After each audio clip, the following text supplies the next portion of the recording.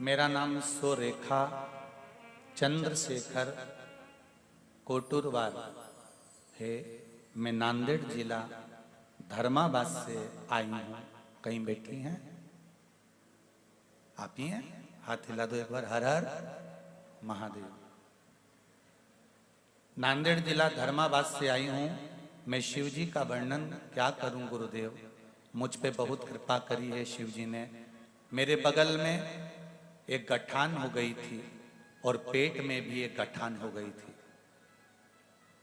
डॉक्टरों ने ऑपरेशन का कहा, जांच के लिए भी जा रही थी, पर मैंने ऑपरेशन ना कराकर फुलेरा दूज का उपाय जो बताया था उसको करना प्रारंभ करा और शिवजी पर विश्वास रखकर करा। तो बाबा की कृपा से मेरी बगल की जो गठान थी वो भी और पेट के अंदर की जो गठान थी वो भी दोनों गल चुकी हैं और मैंने उसकी जांच करा ली है। हर हर महादेव। दीदी, मेरी बेटी को माइग्रेन की तकलीफ थी। बेटी आई आपकी? आप ही को थी? हर हर महादेव। अब कैसे हैं बाबू? ठीक है? मेरी बेटी को माइग्रेन की तकलीफ थी, बहुत तकलीफ में थी। पशुपति व्रत किया और बाबा की कृपा से 5 महीने से गोली बंद है मेरी बेटी की माइग्रेन की और वो ठीक है। ये शिव की कृपा है। बैठो बाबू। हर हर महादेव। शिव कृपा इसको कर। एक विश्वास के साथ एक पत्र और है। पत्र तो बहुत सारे हैं, बहुत सुंदर सुंदर लिखे हैं आप लोगों ने।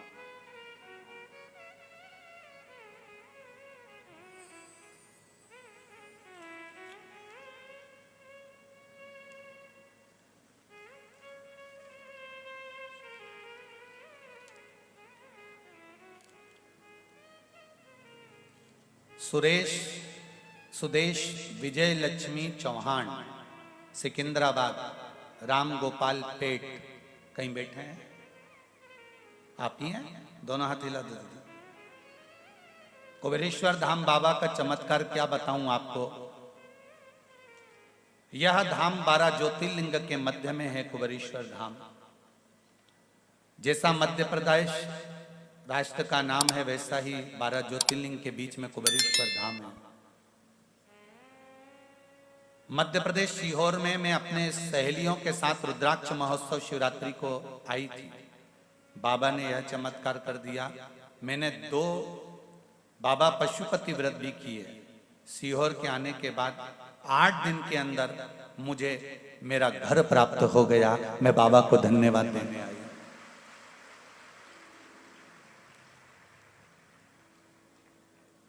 बाबा कृपा करे, विराजिए। हर हर महादेव। शिव भक्ति होती ही ऐसी है। शंकर का अनुमोदन।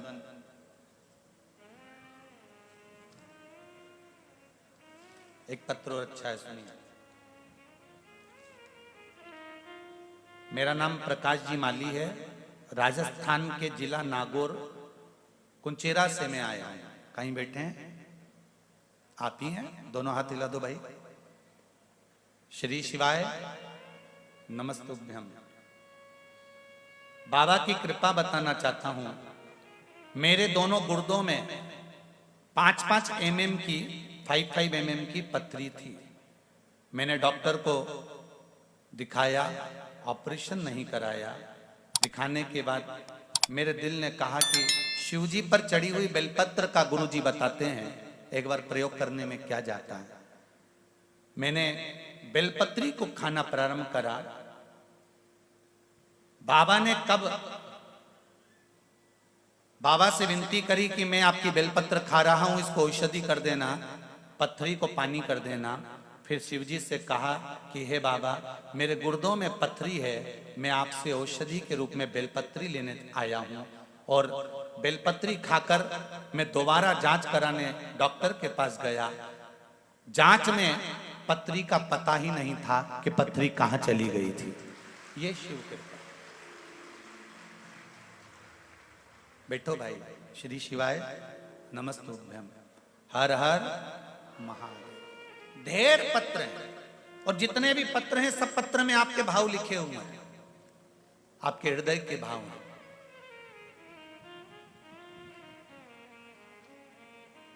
चित्त से, वृत्ति से, मन से एकाग्र एक बिंदु के साथ अगर हमने महादेव की आराधना करी, क्यों ना सुनेगा, क्यों ना सुनेगा। कान कथा तक तो पहुंच जाते हैं, पर ये मन को पहुंचाना जरूरी है। गुरुजी ने कहा है, व्यासपीठ से वर्णन हुआ है, ना तो हम किसी सोफे पर बैठकर या कुर्सी पर बैठकर कुछ नहीं बताते। आप पूछोगे भी हमसे कि हमारे को ये समस्या है, तो हम समस्या का हल भी नहीं बताते, क्योंकि ना तो हमको कोई विद्या आती है, ना हम तुम्हारा जन्म जानते हैं, ना हम तुम्हारी मृत्यु जानते हैं। कहाँ से आए हो हम तो ये भी नहीं जानते, पत्र में लिखते हो तो मालूम पड़ता है कि वहां से आए। हम ना आपका भविष्य लिख सकते हैं, ना हम आपका भविष्य बना सकते हैं। हम तो ये शिव महापुराण की कथा गाते हैं, एक कथाकार हैं, कथा करते हैं। आपको इस कथा के माध्यम से शंकर के कुछ भाव वर्णन कर देते हैं, और आप दिल से अगर शिव से जुड़ जाते हो तो कहते हैं जिसको दिल दे बैठते हो ना, वो दिल जिसको दिया है ना, वो आपको दुखी नहीं देख सकता, उसी तरह शिव भी आपको दुखी नहीं देख सकता।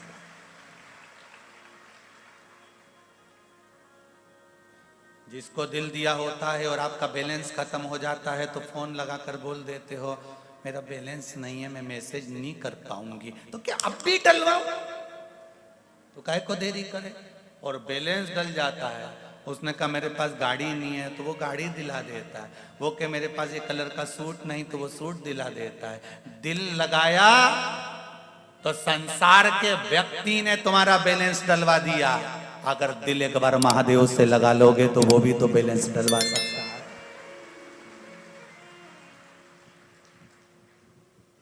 उस देव अधिदेव महादेव से अगर चित्त लगा है, मन लगा है, ये चित्त उस देव अधिदेव महादेव से लगा है, तो वो भी तो कुछ करेगा जरूर। ना हम विद्या जानते, ना हम मंत्र जानते, ना हम साधना जानते, ना हमारे पास बेल है, ना हमारे पास भभूति है, ना हमारे पास में कुछ है कि हम आपकी ज्योतिषी कर लें, पत्रिका देख लें, या कोई मुद्रा या कोई नग बता दें, तो ये भी। और तुम सोचो किसी और वाले महाराज इतनी नग की अंगूठी पहन के बैठते हैं, तो ये तो जजमान लोग पहनाते जाते हैं तो पहनते जाते हैं, उसमें क्या दिक्कत है।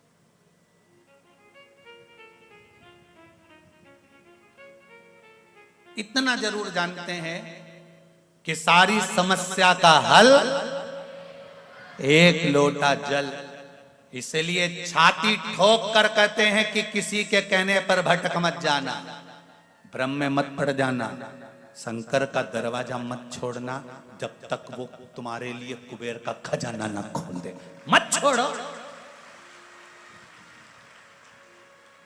उसकी चौखट पकड़ के रखो। रस्सी का सिरा तुम्हारे हाथ में है तो कुएं की बाल्टी का पानी तुम्हारे पास जरूर आएगा।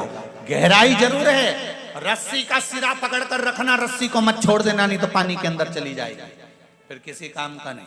कई लोग आएंगे, भटकाएंगे, भ्रम में ढालेंगे, क्यों चक्कर में पड़े हो, हमारे साथ वहां चलो, वहां ऐसा होता है, वहां ये चमत्कार होता है, वहां वो चमत्कार होता है। दुनिया के लोग भटकाएंगे, भरमाएंगे, और शिव नहीं छोड़ना है, तेरा द्वार नहीं छोड़ना है।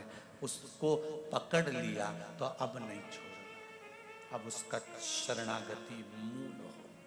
हम ये नहीं कहेंगे कि तुम राम मत भजो, तुम कृष्ण मत भजो। मेरा राम, मेरा कृष्ण, मेरा शिव, मेरा विष्णु, मेरा ब्रह्मा, सब एक है। ब्रह्मा विष्णु सदा जानत अविवेका, प्रणवाक्षर के मध्य ओम अक्षर के मध्य यह तीनों एका। इनमें कोई भेद नहीं है। मेरा भगवान विष्णु भी अलग नहीं, मेरे ब्रह्मा भी अलग नहीं, मेरे राम और मेरे कृष्ण अलग नहीं, ये तीनों एक मानना। इन तीनों में कोई भेद नहीं।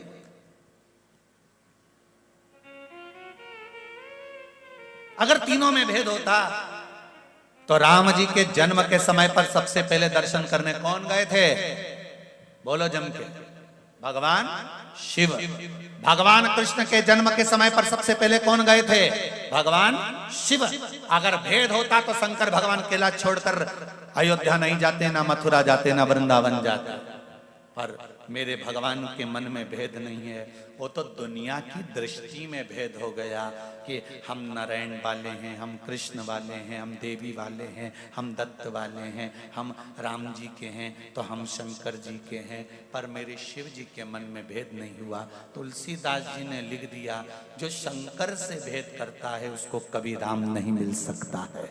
याद रखना, रामचरितमानस में लिखा है तुलसी बाबा ने, शिव से भेद करने वाले को राम कभी नहीं मिलता।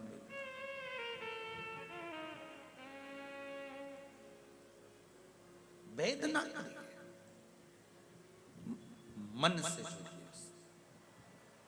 आप उसके द्वार, आप उसके मंदिर, आप उसकी चौखट पर, आप उसके दरवाजे पर जाते रहो।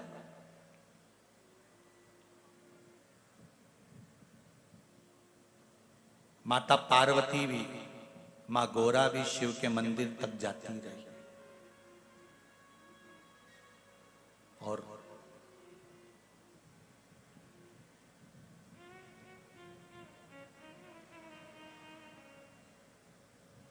मां गौरा भी शिव के मंदिर तक जाती रही तो उनको भी शिव मिले, शंकर मिले। बैंक का मैनेजर कितना भी लाकर खोलना चाहे तो भी वो लाकर नहीं खोल सकता, और तुम अपनी चाबी घुमाकर कितना भी लाकर खोलना चाहो वो लाकर नहीं खुल सकता। लाकर बैंक का मैनेजर कहता है कि एक काम करो, पहले तुम अपनी चाबी घुमा दो और फिर मैं अपनी चाबी लगाकर चले जाता हूं, या मैनेजर कहेगा मैं अपनी चाबी पहले लगा देता हूं फिर आप अपनी चाबी लगा दो। शिव पुराण कहती है कि कर्म की चाबी हमारे पास में है।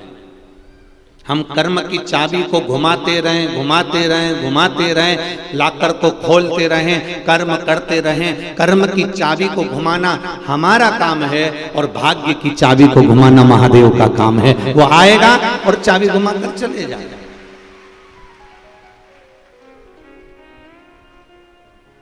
वो आएगा और चाबी घुमाएगा। आप कर्म की चाबी घुमाइए, और आप अगर कर्म की चाबी घुमाते रहोगे, आप कर्म करते रहोगे तो एक ना एक दिन भाग्य की चाबी तो मेरा महादेव घुमा कर ही रहेगा। ये निश्चित है।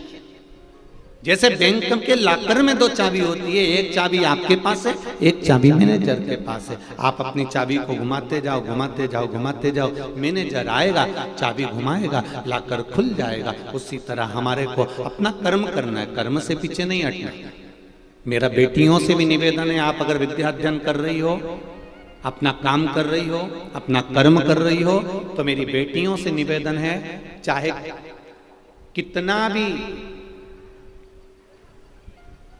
कोई कितना भी रंग ढंग दिखाए, चाहे कोई कितना भी रूप रंग दिखाए, चाहे कोई कितना भी अपनी बॉडी शॉडी दिखाए, मेरा पढ़ने वाली बेटियों से निवेदन है, तुम अपने कर्म को करते रहना, इनकी ओर ध्यान मत देना, नहीं तो मालूम पड़े आड़े टेढ़े के चक्कर में फंस जाओगी और जिंदगी नरक कर बैठोगी। अपने कर्म की चाबी को घुमाते रहो, अपनी विद्या अध्ययन करते रहो।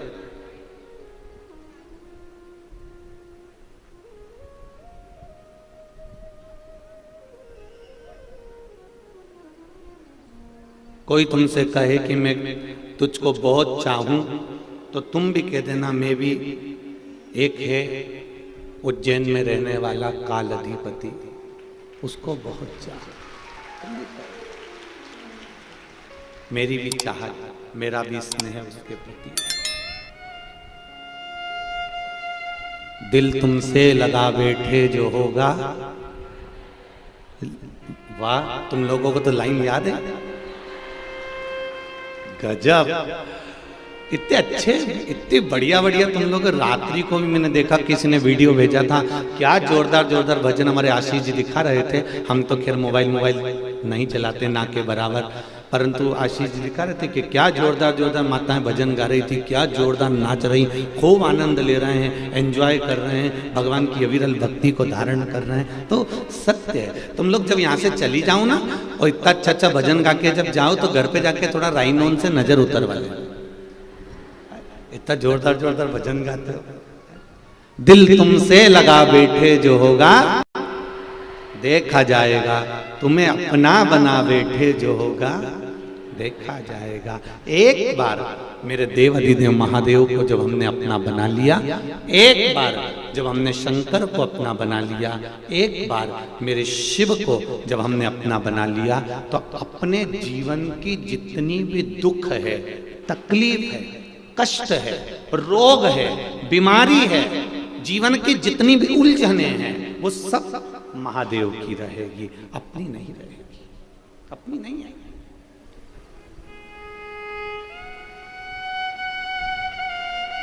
अपनी उलझने समाप्त।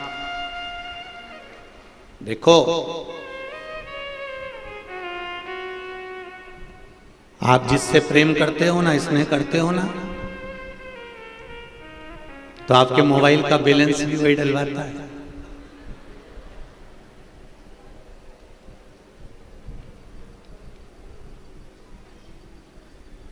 चप्पल भी टूट जाएगी तो चप्पल थैली में भर के ले जाएगा और सुधरा के लाएगा। तू रुक जा, तू यहीं बैठ, मैं अब भी आया। उन्हें गाड़ी दौड़ाई, उन्हें चप्पल सुधार के लाया।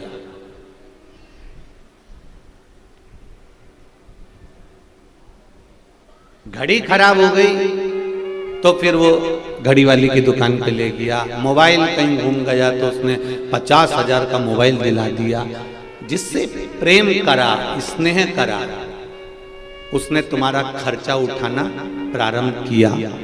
जरा विचार करना, केवल एक संसार के मनुष्य से प्रेम किया तो उसने केवल तुम्हारा खर्चा 2 साल 3 साल जब तक शादी नहीं हुई तब तक उठाया।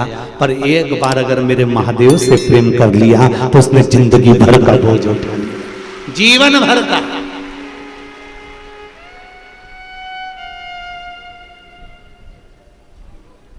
हम उसके भरोसे पर जी।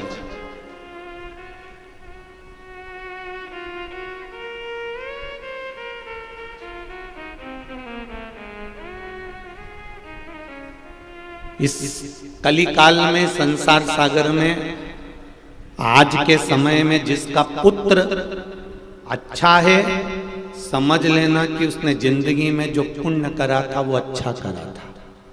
पुत्र अगर अच्छा निकल जाए तो समझ लेना कि तुम्हारा किया गया पुण्य अच्छा था।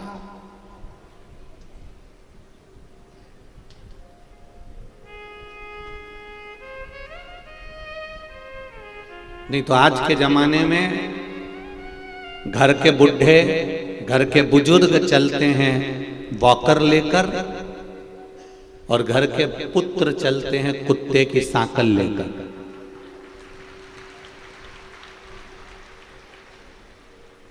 बोलो सही है कि गलत है?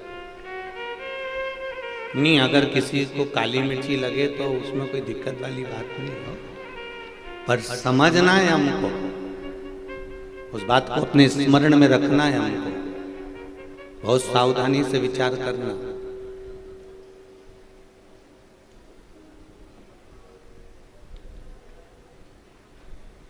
घर के बुजुर्ग, आज के जमाने में घर के बुजुर्ग चलते हैं वाकर लेकर, और घर के पुत्र चलते हैं कुत्ते की सांकल लेकर। उनको बुजुर्ग को ले जाना या घुमाना या मंदिर या देवालय या शिवालय या शिव महापुराण की कथा तक ले जाने में बड़ा कष्ट होता है, और सवेरे सवेरे कुत्ते को छीछी कराने में इनको कष्ट नहीं होता। जरा विचार करिए, अपने विचार में लाइएगा जरा इस बात को। कहां भाग्य है, कहां किस्मत है। भगवान ने यह मनुष्य का शरीर भगवान के भजन के लिए दिया है, स्मरण के लिए दिया है। कई कई पैसे वालों के घर में, कई धनपतियों के घर में, कई करोड़पतियों के घर में उनके घर के बच्चों को, उनके घर के छोटे छोटे बच्चों को दूसरी माताएं जो कि किराए से वो आप महीने से तनख्वाह देकर लाते हैं, जो भी होती हैं, जो नाम मेरे को तो आता नहीं क्या बोलते हैं उनको, तो जो बहुत धन है जिनके पास में, उनके घर के बच्चों को दूसरी माताएं संभालती हैं। उनके घर के बच्चों को दूसरे संभालते हैं। और ये जो घर के बच्चों को नहीं संभालते, घर में जो कुत्ता होता है ना, अपने बच्चों को नहीं संभाल रहे, अपने घर के बच्चे दूसरे संभाल रहे हैं।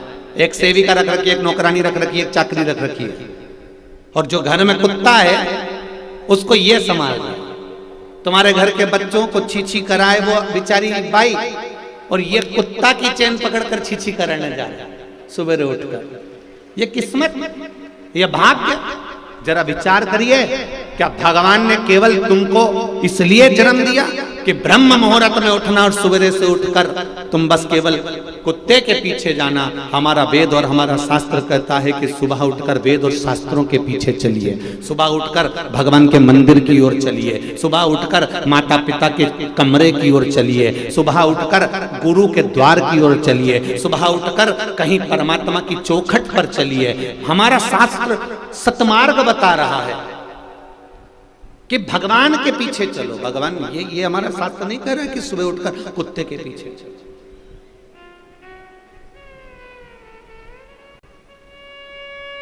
अगर तुम्हारा पुत्र अच्छा है, तुम्हारा बेटा अच्छा है, तो समझ लेना कि तुम्हारा पुण्य अच्छा था। तुमने जो पुण्य करा, तुमने जो दान करा, तुमने जो सत्कर्म करा, जो तुमने भजन करा, जो तुमने कीर्तन करा, वो श्रेष्ठ था। उसमें कोई छल नहीं, कोई कपट नहीं, कोई बेईमानी नहीं थी। पुण्य श्रेष्ठ है।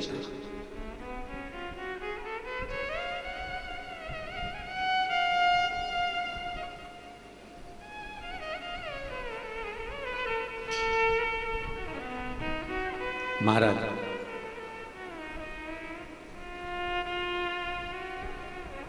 कान में कुंडल पहनो मना नहीं है, पर कान नहीं कटना चाहिए।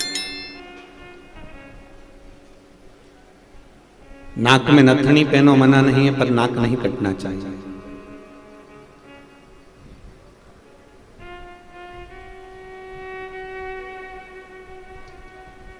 संसार में खूब दिल से रहो, परिवार में खूब खुश होकर रहो, पर निवेदन है भजन नहीं छूटना चाहिए। अगर भजन छूट गया तो रहो संसार सागर में, खूब अलमस्त होकर रहो। जितने खुश होकर रह सकते हो उतने खुश होकर रहिए, जितनी अलमस्ती से रह सकते हो उतनी अलमस्ती से रहिए। ये मानव का शरीर केवल रोने के लिए नहीं मिला है या बोझा ढोने के लिए नहीं मिला है। यह मानव का शरीर भगवान का भजन करने के लिए, स्मरण करने के लिए मिला है। इसको सतमार्ग की ओर लेकर चलिए।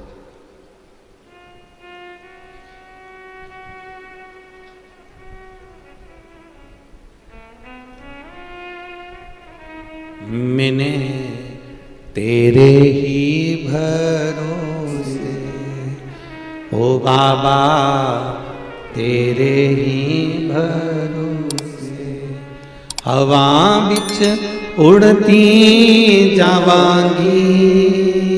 बाबा डोर हथो छड़ी में कटी जावांगी।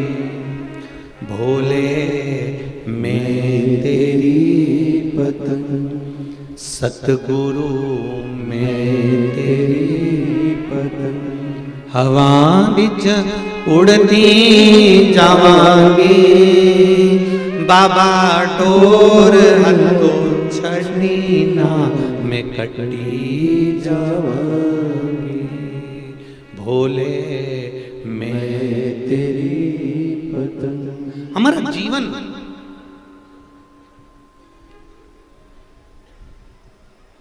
रोकर हमें इस जिंदगी को नहीं जीना है।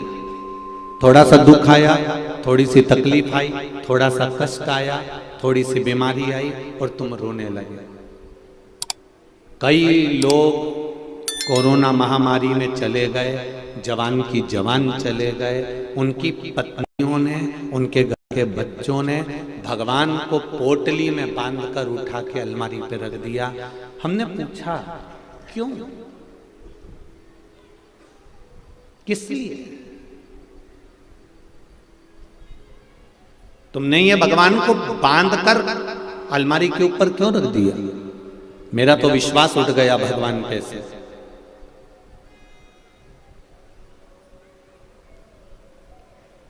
मेरा तो विश्वास उठ गया भगवान पे से। एक बात आपसे कहना चाहेंगे, बहुत ध्यान से सुनना। एक लड़के को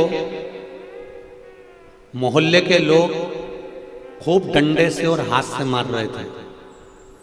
आप पहुंचे और आपने पहुंचकर देखा कि एक लड़के को सब लोग मिलके मार रहे हैं, तो आप क्या करोगे? अरे बेचारा लड़का है रे, इसको क्यों मार रहे हैं? बोलो सही है कि गलत है? ये बेचारा लड़का, एक अकेला लड़का, और पूरे मोहल्ले के लोग मार रहे हैं। कोई डंडे से, कोई जूते से, कोई चप्पल से, कोई बताओ मारे जा रहे हैं। तो तुम क्या करोगे? तुम्हें दया आएगी कि नहीं आएगी? बोलो, जम के बोलो जरा, आएगी ना दया कि एक लड़के को इतने सारे लोग मिलके मार रहे हैं? कितनी दया आई।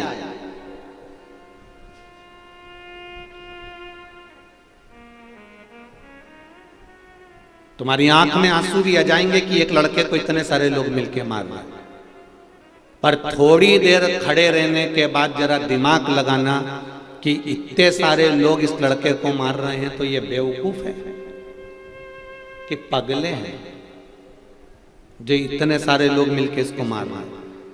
थोड़ी देर खड़े होकर तब पूछो, क्यों भैया इसको क्यों मार रहे हो? तब कोई बताएगा एक छोटी सी कन्या के साथ में, छोटी सी बच्ची के साथ में, 3 वर्ष की बेटी, और उसके साथ इसने गलत कृत्य कर दिया।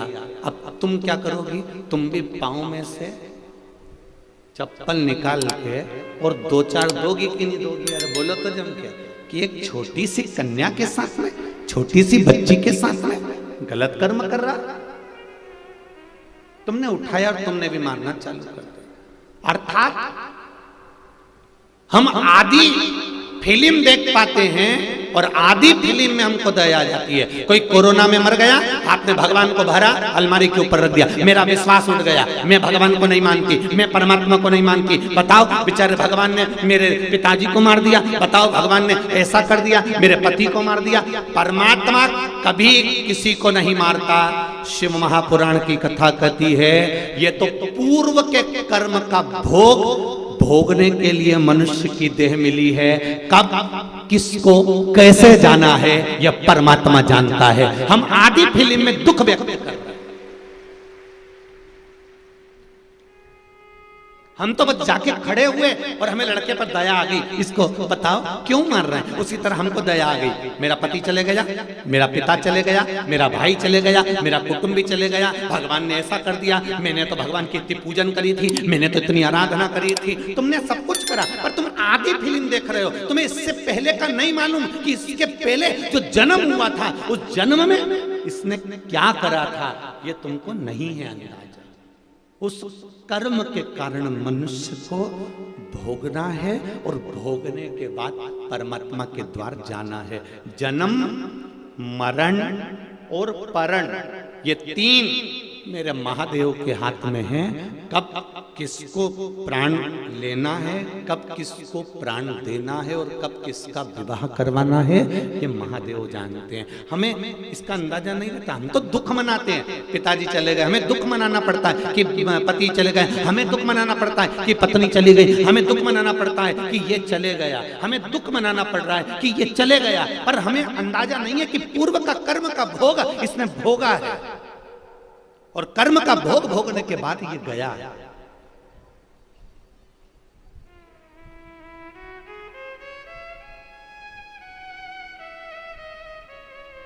तुम्हारे घर में कितने सारे बुजुर्ग लोग होते हैं, जब कोई घर में जवान मौत होती है ना, तो घर के बूढ़े कहते हैं कि हमें उठा लेता भगवान, कम से कम इसका घर तो नहीं बिगड़ता। बोलो रे बोलो, ऐसा बोलते कि नहीं बोलता कि हमें उठा लेता पर इसका घर तो रह जाता, कहीं का बुढ़ा चले जाता, चल जाता, पर ये तो बच जाता। हम भगवान से कह रहे हैं, पर भगवान कह रहा है कि अभी तुझे नहीं उठाना है क्योंकि तेरा समय नहीं आया है, पर जिसकी घड़ी पल क्षण आखिरी हो गया, 21,600 श्वास मनुष्य के शरीर से रोज निकलती है।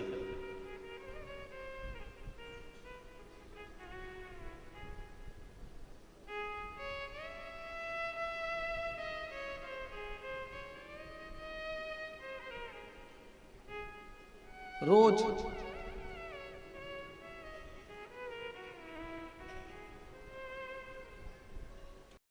84 लाखवें नंबर की योनि है मनुष्य की। कौन सा नंबर पे हो?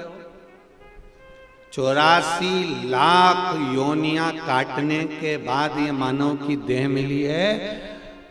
ये निंदा करने के लिए या चुगली करने के लिए या बुराई करने के लिए या गलत काम करने के लिए नहीं मिली।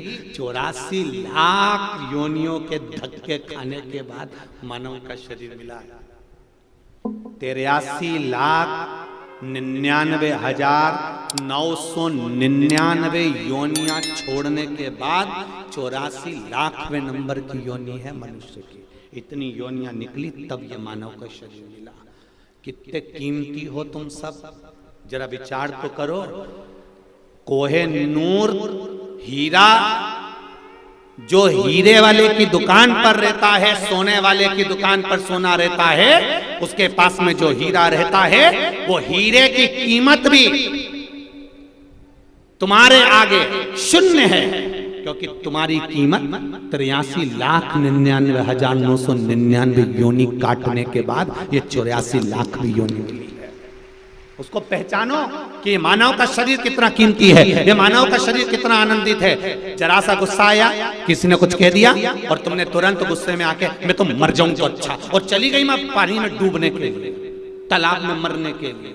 एक निवेदन है, अगर मरने का प्लान भी आए ना तो पहले विचार करो कि पानी में डूब के मरना तो ओल्ड फैशन है, रेल के नीचे मरना ओल्ड फैशन है, दवाई खा के मर जाना ये भी ओल्ड फैशन है। आज का तो न्यू फैशन का जमाना है, तो मरने का भी नया फैशन निकालो। और मरने का नया फैशन एक ही है, अब मेरा मन संसार से उठ चुका है, अब मैं मरूंगी तो मेरा मरने का नया फैशन केवल एक है, मैं शंकर की आराधना कर कर कर जब तक शंकर जी नहीं चाहे तब तक नहीं मरूंगी। जा नहीं मरूंगी, चाहे पति कितनी भी जिद दिलाए, चाहे ससुराल वाले कितनी भी जिद दिलाएं, चाहे कुटुंब रिश्तेदार कितना भी जिद दिलाएं, चाहे कर्जे में लदालूम हो गया हो, चाहे कितना भी घाटा हो गया हो, चाहे जिंदगी का सारा दुख तेरे सिर पर आके पड़ गया हो, तो भी हमको मरना नहीं है। हम क्यों मरे? अगर मरूंगी तो शंकर भगवान का पूजन करते करते मरूंगी, एक लोटा जल चढ़ाते चढ़ाते जब शंकर जी चाहेगा तब मरूंगी। ऐसे कैसे मरूंगी? अब मरूंगी नहीं, सबकी छाती पे मूंग डालूंगी। नहीं मरना, प्लानिंग चेंज। क्यों मरे हम? रोज अखबार खोलो और रोज आ जाता है छोरा मर गया, फेल हो गया तो मर गया, सुसाइड कर लिया, ये कर लिया। काहे को करो? क्यों करो? जो ज्यादा तुम्हें तकलीफ दे तुम उतना उसके सामने पेंसिल से लाइन खींच के डेंटिंग पेंटिंग करके फिर जा ले जा। नहीं मरूं अभी मैं, मरना ही नहीं। जरा सा पति ने चिल्ला दिया, जरा सा घर में सास ससुर ने कुछ बोल दिया और तुमने अपना बैग उठाया और मायके चली गई। काहे को जाऊं? तुम्हारे पिताजी ने दिल से तुमको विदा करा है, उस पिता को ससुराल की जरा जरा सी बात बताओगे तो पिता कितना दुखी होगा, जरा विचार करिए। बाबुल कितना दुखी होगा, जरा विचार करिए। नहीं जाना, जरा जरा सा विवाद हो तो भी अपन को अपने मायके नहीं जाना, यहीं रहूंगी मैं तो बस। और जितनी ज्यादा लड़ाई हो उतनी जोरदार रोटी बनाओ और उसमें घी लगा के नमक मिर्ची डाल के खा जा।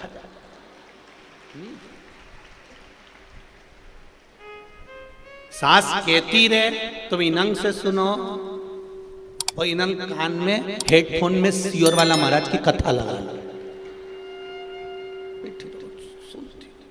अपने को नहीं जाना। और सासुओं से भी निवेदन है, बहू अगर कुछ कह रही है तो सासुओं से निवेदन है, दोपहर में 1 बजे से कथा आती है, थोड़ा मन हल्का कर लिया करो कथा सुन के।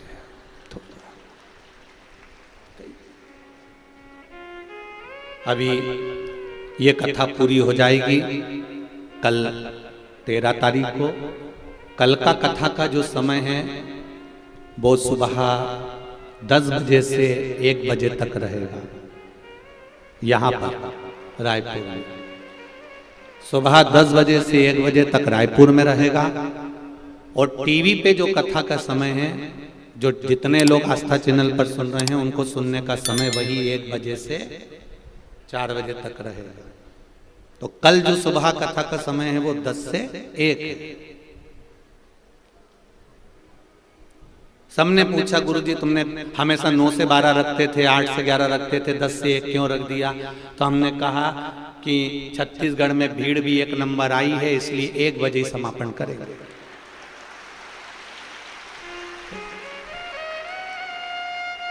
दस से 1 कथा का समय रहेगा। आप सब आज वो विकास उपाध्याय जी विधायक जी कह रहे थे गुरुजी वो कथा का समय क्या रहेगा। हमने कहा हम व्यासपीठ से बता देंगे जो भी समय होगा। मैंने कहा विकास भैया तुम टेंशन मत लीजिए। अरे विकास भैया कहने लगे गुरुजी कथा इतनी जोरदार हो गई है कि टेंशन तो सब बोले रात बीच में छोड़ दिया, इतनी जोरदार। तो ये तो शिव भगवान शंकर की उदाहरण, शिव करुणा सागर, शिव उदाहरण। पीछे की एलईडियां चालू करवाइए, एलईडियां चालू करवाइए। तेरी कृपा बिना न हिले एक भी अणु, लेते हैं श्वास तेरी कृपा से तनु तनु। पीछे की एलईडियां जितनी भी लगी हुई हैं चालू कर दीजिए। शिव की भक्ति में रहो, भगवान शंकर की उदारता में, भगवान शंकर की करुणा में। हमें प्राण यूं नहीं छोड़ना। 84 लाख योनि अंतिम योनि है मनुष्य की देह। 83,99,999 योनि काटने के बाद ये मानव का शरीर मिला है, इसको यूं ही नहीं गमा देना है हमको, ऐसे ही नहीं छोड़ देना, बहुत मुश्किल से मिलता।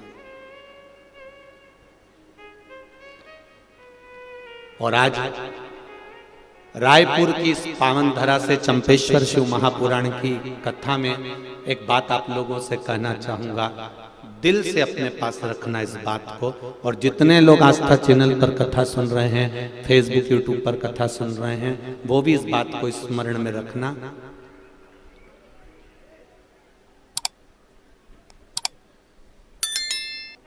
जिसको आपने समय दिया, जिसको आपने समय दिया, परिवार, कुटुंब, कबीला, रिश्तेदार, नातेदार, दोस्त, मित्र, मोहल्ले वाले, परिवार वाले, जिसको तुमने समय दिया, तुम्हारे दुख की घड़ी में, तुम्हारे तकलीफ की घड़ी में, जब तुम्हारे ऊपर कोई बड़ा कष्ट आ जाएगा, तो जिसको तुमने समय दिया है ये तुम्हारा साथ देने वाले नहीं रहेंगे। पर एक बात याद रखना, जिसको तुमने समय नहीं दिया, अपनी दुकान पर बैठे रहे, अपने काम धंधे में लगे रहे, अपने व्यापार में लगे रहे, अपने कार्य में डूबे रहे, लैपटॉप चलाते रहे, मोबाइल चलाते रहे, पर 1 मिनट भी तुमने भोलेनाथ को नहीं दिया, पर तुम्हारी दुख की घड़ी में वो भोलेनाथ हर पल खड़ा मिलेगा, ये निश्चित। भले तुमने समय नहीं दिया, आपने अपने बच्चों को समय दिया, परिवार को समय दिया, कुटुंब को समय दिया, रिश्तेदारों को समय दिया, मोहल्ले वालों को समय दिया,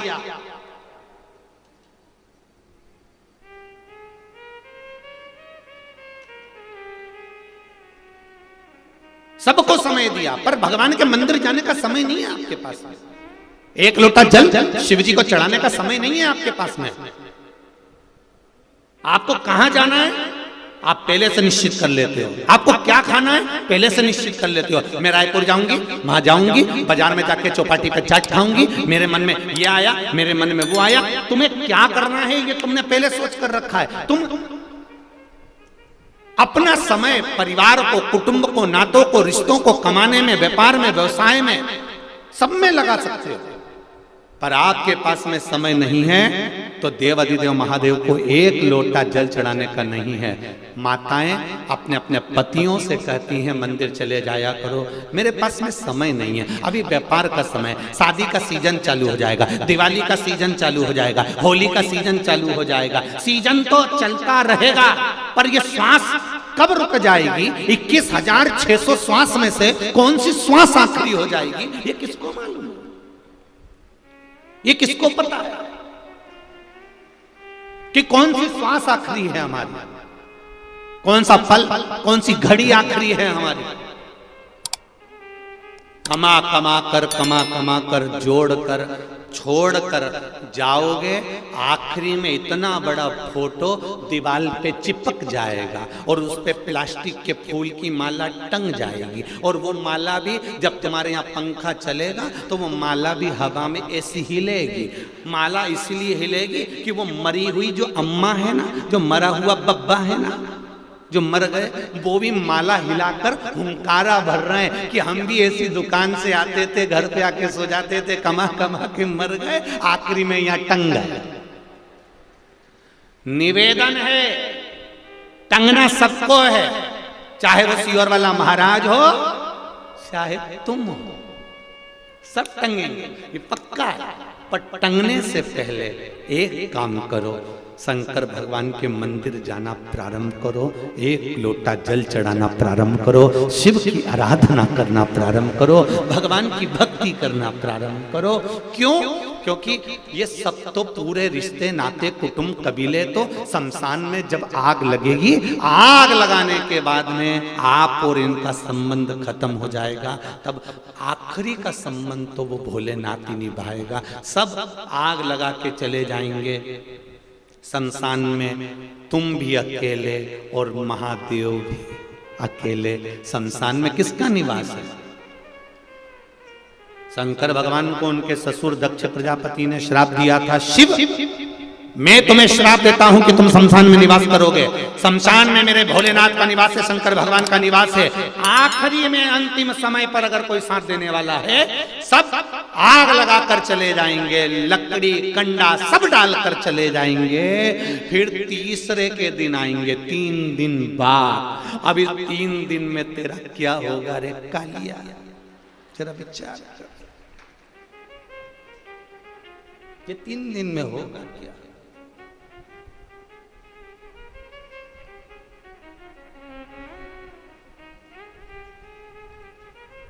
एक जरा सा काकरोच आ जाता है तो माता, और जरा सा काकरोच आया तो चिल्लाया, और परिवार वाले आग लगा के तेरे को अकेला छोड़ के चले जाएंगे, तब क्या होगा? आखिरी में शंकर जी ही मिलेंगे और शिव जी कहेंगे कि और कमला कैसी है? कमला कहेगी प्रभु क्षमा कर दो, मैं मेरे घर के पास में मंदिर था, एक लोटा पानी लेके नहीं गई। शंकर जी भी कहेंगे चिंता मत कर, 3 दिन तक ठंडी नहीं होने दूंगा। और तीसरे के दिन परिवार वाले आए, उन्होंने देखा अभी तो गर्म पड़ी है, तब परिवार वाले भी पानी डाल डाल के हड्डियों को ठंडा कर रहे हैं, रात ठंडी कर रहे हैं, तब ठंडा। जब तन से उठेगी ज्वाला,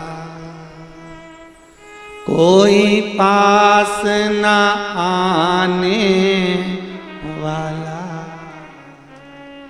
जब तन से उठेगी ज्वाला, कोई पास न आने वाला। भक्तों की सुन के पुकार रे, तू नंदी लेकर आजा। मेरे दीन बंधु भगवान रे, नंदी पर चढ़ कर आजा।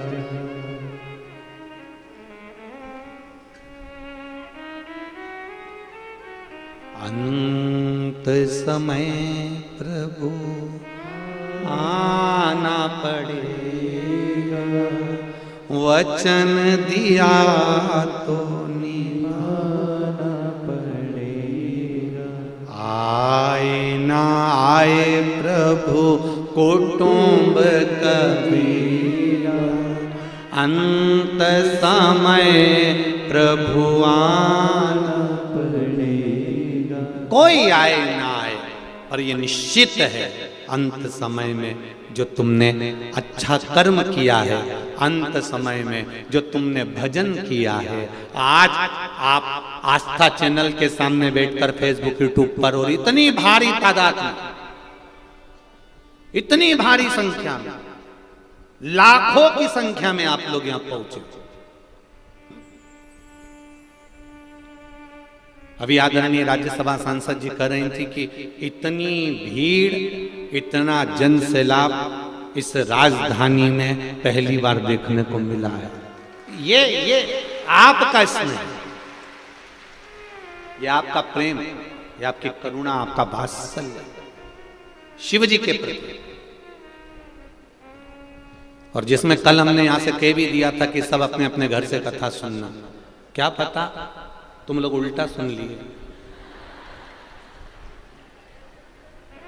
हमने बोला था घर से कथा सुनना, तुमने उल्टा सुन लिया हो कि यहीं आके सुनना।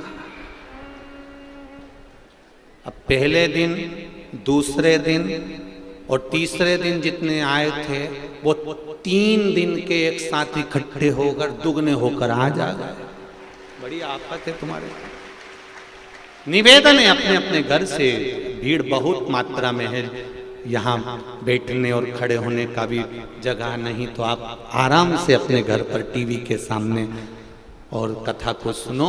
हाँ, जितने लोग आ रहे हैं अब यहाँ ना पहुँचकर प्रयास करिए कि अब आप कानपुर में जो new highway city GT road Kalyanpur, Kanpur में जो कथा 16 तारीख से होने वाली है 22 तारीख तक, दोपहर में 2 बजे से 5 बजे तक आप उसमें पहुंच जाओ। मना नहीं, पर सुनो, दिल से सुनो। ये मौका मिला है अपने जीवन को सार्थक करने का।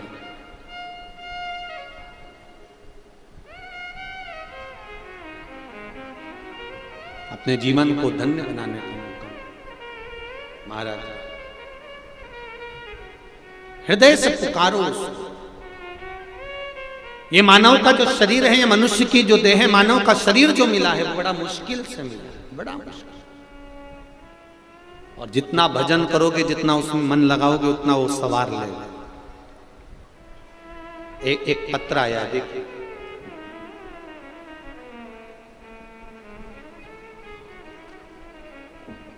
पत्र तो बहुत सारे हैं, पर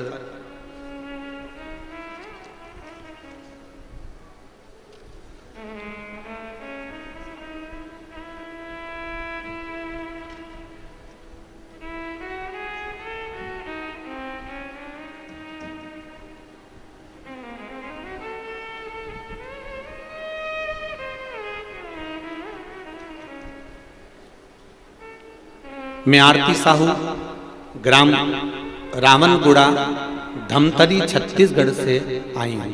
कहीं बैठी हो तो हाथ हिलाइएगा। आप ही हैं? दोनों हाथ हिला दो बेटा। श्री शिवाय नमस्तुभ्यम।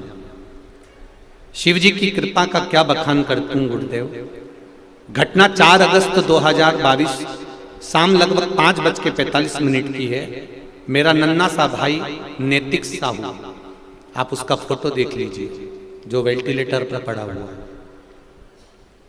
जितने लोग भी टीवी पर देख रहे हैं, एलईडी पर देख रहे हैं या यहां बैठकर देख रहे हैं, मेरा भाई नैतिक साहू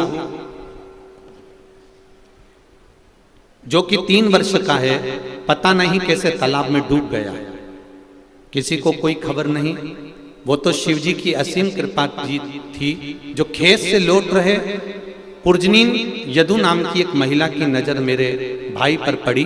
देखा कि एक बच्चा ना जाने कब से औंधे मुंह पानी में तैर रहा है, पड़ा हुआ है, इसमें कोई अचेतना नहीं है, ये मर चुका है।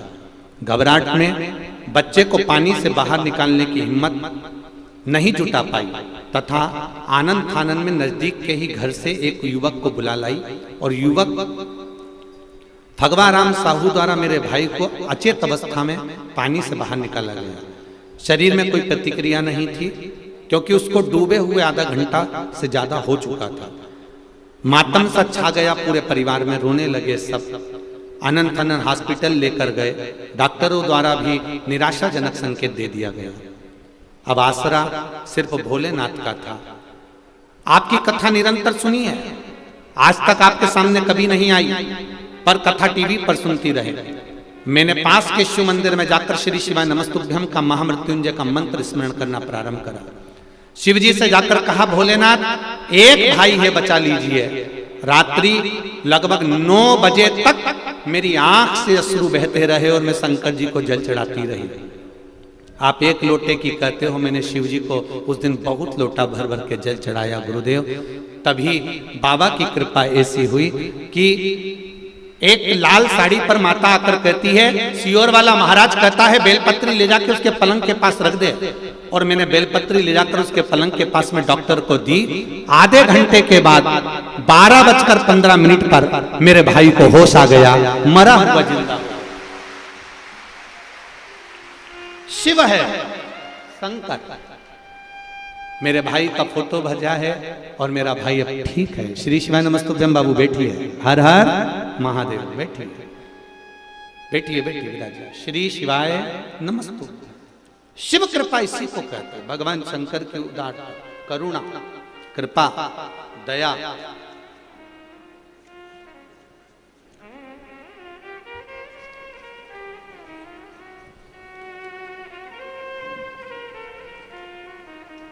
इतने पत्र हैं आपके, इतने पत्र हैं कि इन सबको अगर पढ़ते रहेंगे तो कथा ही नहीं हो पाए। इतने आप लोगों के भाव जो शिव जी ने आपको दिया है। आपके पास सियोर वाला महाराज नहीं खड़ा था उस समय पर।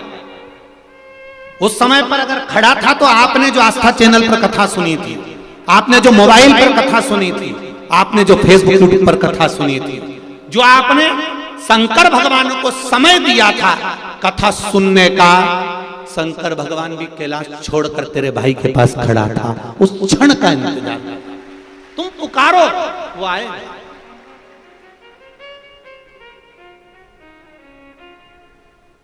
भक्ति में बल होना चाहिए। अंत समय प्रभु आना पड़ेगा, वचन दिया तो निभाना पड़ेगा। कोई आएगा कि ना आएगा पता नहीं, पर अगर शिव महापुराण की कथा विश्वास से श्रवण करी है, भरोसे से श्रवण करी है कि मेरा शंकर मेरे साथ में है, हर पल हर घड़ी हर क्षण मेरे साथ मेरा शिव है, आप दिल से छाती ठोक कर कह सकते हो, अगर महाकाल मेरे साथ है तो काल भी मेरा कुछ नहीं बिगाड़ सकता, ये निश्चित है। आप कह सकते हो।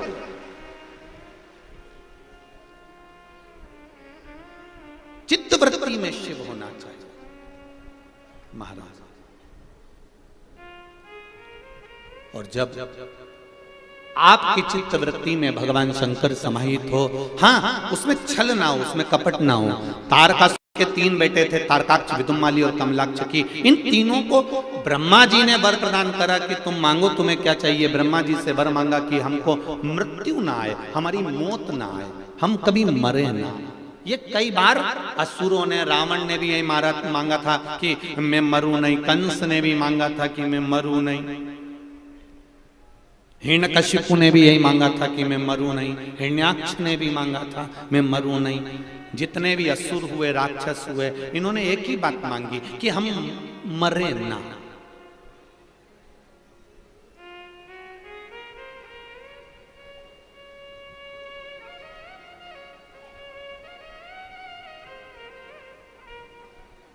वो तो अच्छा है, यमराज से किसी की रिश्तेदारी नहीं है। अगर यमराज से रिश्तेदारी होती ना और यमराज तुम्हारे यहाँ आता तुमको उठाने के लिए कि कमला चल तेरा अंतिम समय आ गया, तो कमला कहती रुक जा, अंदर अलमारी खोलती और अटैची में पैसा भरकर यमराज को देकर कहती पड़ोसन को ले जा।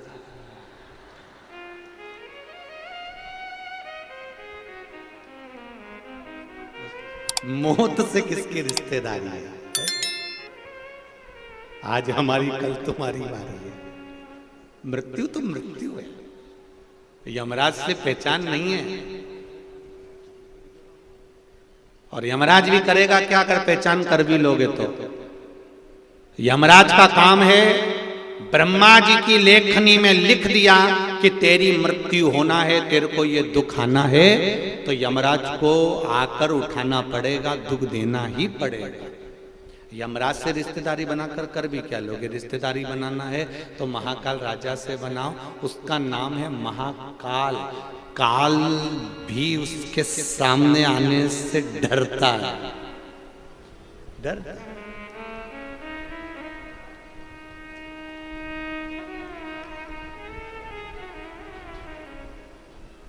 एक घर में बुजुर्ग व्यक्ति होता है ना, बूढ़ा सा व्यक्ति होता है, दुकान पे बैठता है। पिताजी अगर दुकान पर बैठते हैं, बूढ़े से व्यक्ति दुकान पर बैठते हैं, बुजुर्ग व्यक्ति दुकान पर बैठते हैं। साइड की एलईडियां चालू करिए, राइट हैंड के साइड की एलईडियां।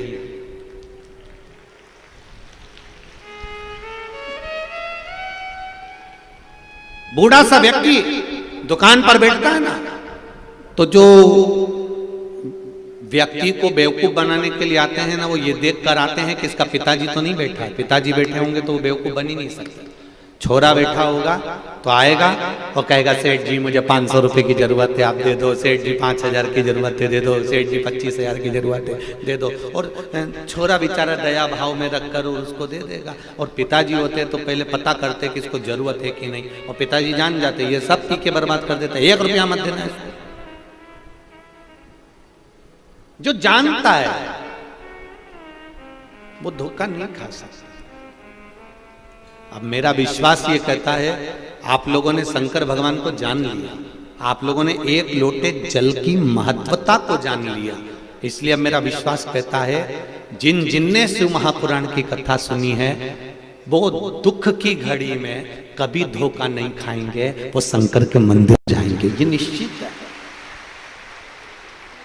बहुत सारे मिलेंगे आपको जीवन में। जब राजा परीक्षित के प्राण छूटने का समय आया, 7 दिन में राजा परीक्षित को जाना था।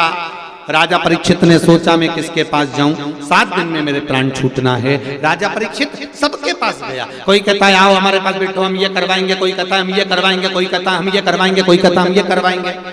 आखिरी में सुखदेव जी महाराज मिले और सुखदेव जी महाराज के पास में राजा परीक्षित गया और राजा परीक्षित ने जाकर कहा प्रभु जी मेरे प्राण छूटेंगे, 7 दिन मिले हैं, तू क्यों चिंता करता है?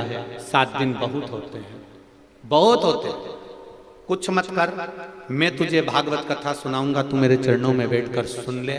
7 दिन सुन ली, प्राण भी छूटेंगे ना तो मालूम नहीं पड़ेगा, क्यों चिंता करता? कोई डॉक्टर के हाथ का इंजेक्शन दर्द नहीं करता। बोलो री जीजियो, सही है कहलाते। कोई सिस्टर डॉक्टर ऐसी होती है जिसके हाथ का इंजेक्शन दर्द नहीं करता।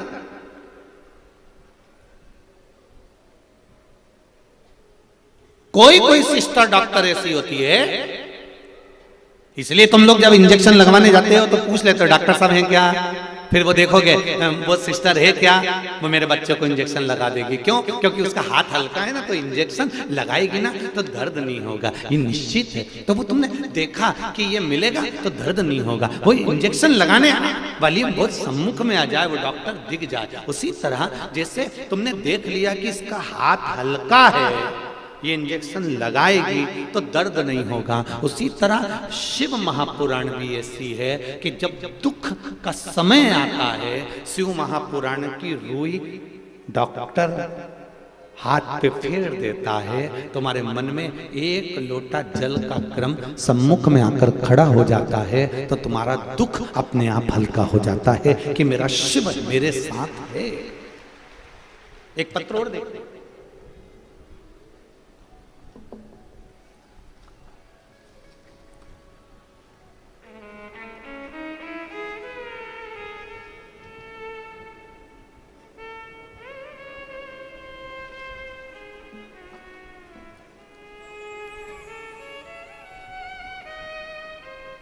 आज भी झुमका आया है,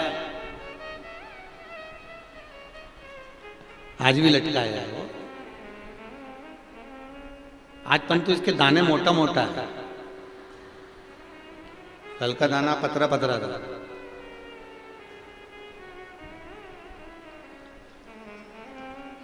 मेरा नाम जय प्रकाश साहू, में छत्तीसगढ़ फिल्मों में हीरो और गायक हूं। जय प्रकाश जी साहू कहीं बैठे हों तो हाथ जरूर हिलाइएगा, जहां कहीं भी बैठे हों। मैं छत्तीसगढ़ी फिल्मों में हीरो का काम करता हूं और गायक का काम करता हूं। डगनिया निवासी हूं, राजकुमार कॉलेज में काम करता हूं। गुरुजी, मेरी जीभ में एक छाला था जो 4 से 5 साल पुराना था। मैंने बहुत इलाज करवाया, डॉक्टर भी उस छाले को गलत बता रहे थे। लाखों रुपए खर्च कर दिए पर वो ठीक नहीं हुआ। आपके बताए अनुसार मेरी पत्नी के कहने पर पहली बार शिव जी के मंदिर गया, और ऐसा मंदिर आपने कहा था जो आपके नजदीक से भी अगर दूर हो तो ऐसे मंदिर में जाना जहां कोई नहीं जाता, उस मंदिर में मैं चला गया। पत्नी को साथ ले गया। कभी मैंने जिंदगी में कोई पूजा आरती नहीं करी थी और ना उस मंदिर में कोई जाता था। मैं पहली बार गया और मैंने भगवान शिव को, आप कहते हो कुंदकेश्वर महादेव का नाम लेकर शंकर भगवान को जल चढ़ाकर पीना। मैंने शिव जी को कुंदकेश्वर महादेव का नाम लेकर जल चढ़ाया। सुबह शाम दोनों समय उस मंदिर में जाने लगा।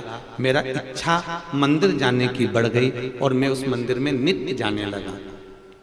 बाबा की कृपा देखिए गुरुदेव, महाकाल की कृपा ऐसी थी, उस मंदिर में पहले कोई नहीं आता था, अब लोग आना चालू हो गए। आज बाबा की कृपा से 4 से 5 साल पुराना जो छाला मुख में था, डॉक्टर इसको गलत बता रहे थे, जांच पे जांचें चल रही थी, इलाज पर इलाज चल रहा था और मैं ठीक नहीं हो पाया था 5 साल से।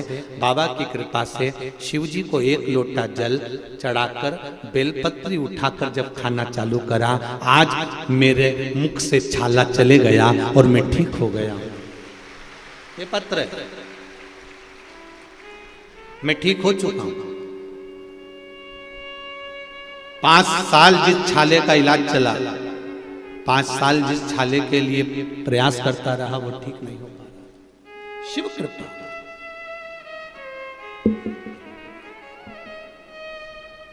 शंकर की उदारता, करुणा, वात्सल्य। अब कहो दिल से उसको, एक बार जब जीवन में अगर कष्ट आए ना तो शिव के मंदिर जाकर दिल से पुकारना, दिल से, मेरे बाबा, ओ मेरे बाबा, मेरे बाबा, मेरे शंभो, हे मेरे बाबा, हे मेरे कुबेरेश्वर महादेव, हे मेरे कुबेर भंडारी। बाबा, बहुत दुख है, चारों तरफ से कष्ट में घिरी हुई हूं बाबा। सारी दुनिया के लोग मुझे अपशब्द कह रहे हैं बाबा। सिर पर तकलीफ है का बोझ बहुत है बाबा। बाबा, तू मेरा बाबा है ना, और मैं तेरी बेटी हूं ना, मैं तेरा बेटा हूं ना बाबा। कोई नहीं संभाल रहा मेरे बाबा, एक बार हाथ पकड़ लो, संभाल लो ना बाबा। बस इतना कहकर जब दिल से जल चढ़ाओगे ना, निश्चित है संभाल लेगा, संभाल लेगा, संभाल लेगा।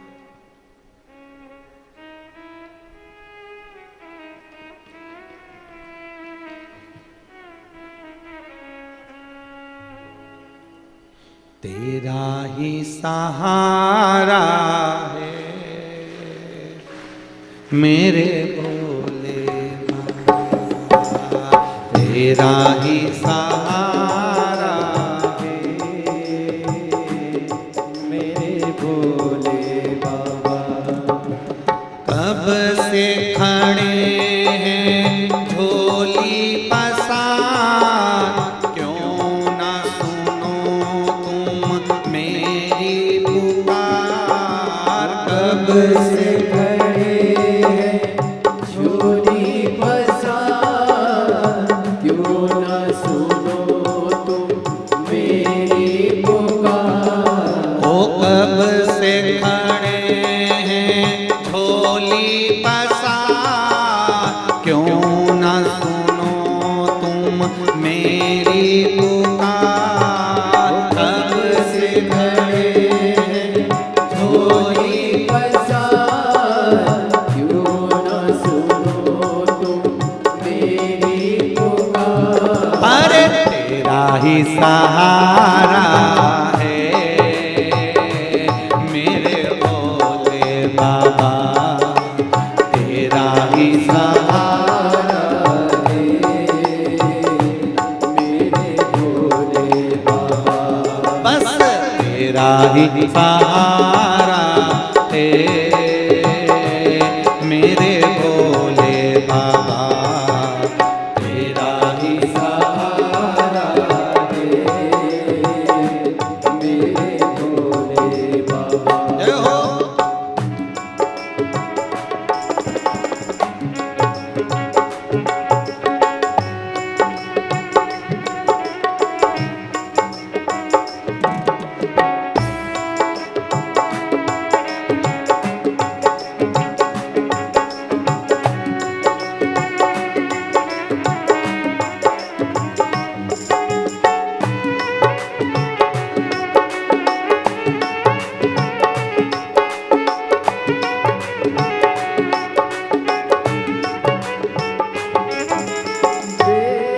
देख लो लगी है आज मंदिर में ये भीड़ भारी।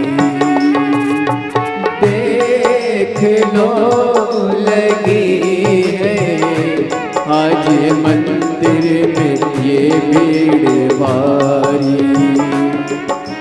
दर्शनों के खातिर आए हैं लाखों नर और नारी।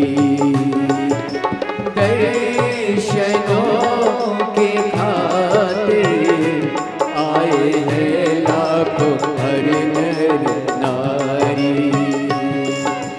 आ जाए भोले बाबा, आ जाए भोले बाबा, दिलों ने पुकारा है मेरे भोले बाबा। बस दिलों ने पुकारा है मेरे भोले बाबा। कब से खड़े हैं झोली पसार, क्यों न सुनो तुम मेरी पुकार। कब से खड़े हैं झोली पसार, क्यों न सुनो तुम मेरी पुकार। मुझे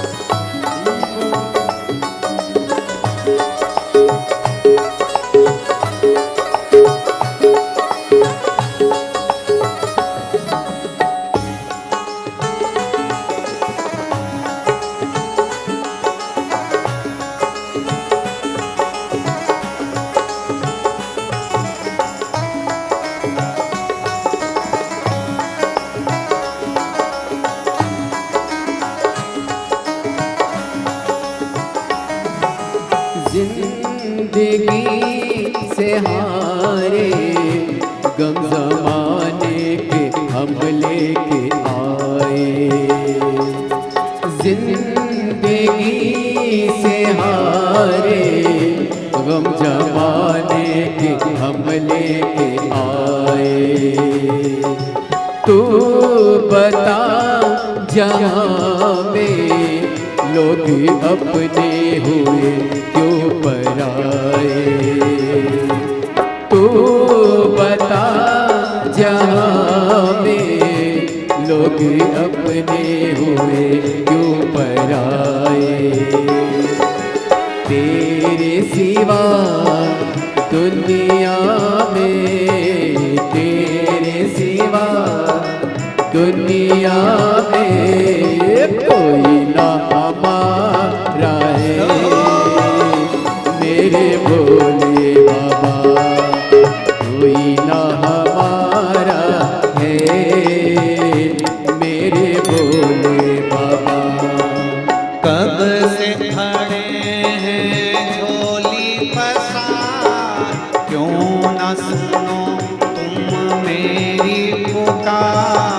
कब से खड़े हैं झोली पसार, क्यों ना सुनो तुम मेरी पुकार। ओ कब से खड़े हैं झोली पसार, क्यों न सुनो तुम मेरी पुकार। कब से खड़े हैं झोली पसार, क्यों ना सुनो तुम मेरी पुकार। मुझे तेरा ही सहारा है मेरे भोले बाबा, मेरा ही सहारा है मेरे भोले बाबा।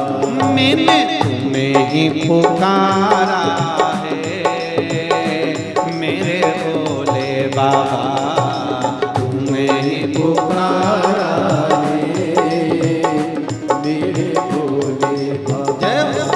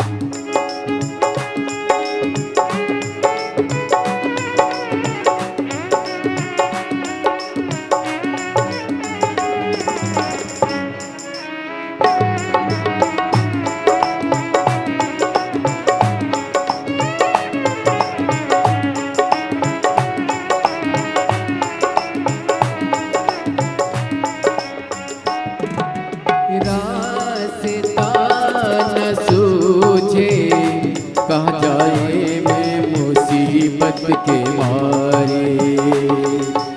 रास्ता न सूझे कहाँ जाए मुसीबत के मारे। आसरा है तेरा दूर कर दो ये संकट हमारे।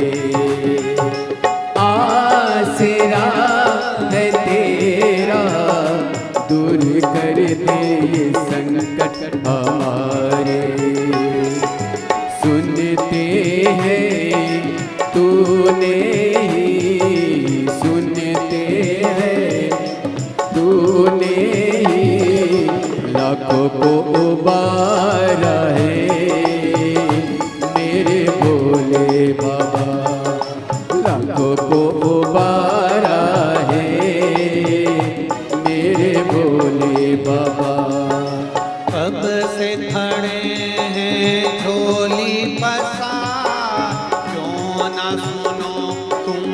मेरी पुकार। कब से खड़े हैं झोली पसार, क्यों न सुनो तुम मेरी पुकार। मुझे तेरा ही सहारा है मेरे भोले बाबा। तेरा ही सहारा है मेरे भोले बाबा। मैंने तुझे ही पुकारा है मेरे भोले बाबा। मैंने तुझे ही पुकारा है मेरे भोले बाबा। कब से खड़े हैं झोली पसार, क्यों न सुनो तुम मेरी पुकार। कब से खड़े हैं झोली पसार, क्यों न सुनो तुम मेरी पुकार। वो कब से खड़े हैं झोली पसार, क्यों न सुनो तुम मेरी पुकार। कब से खड़े हैं झोली पसार, क्यों न सुनो तुम मेरी पुकार। मुझे तेरा ही सहारा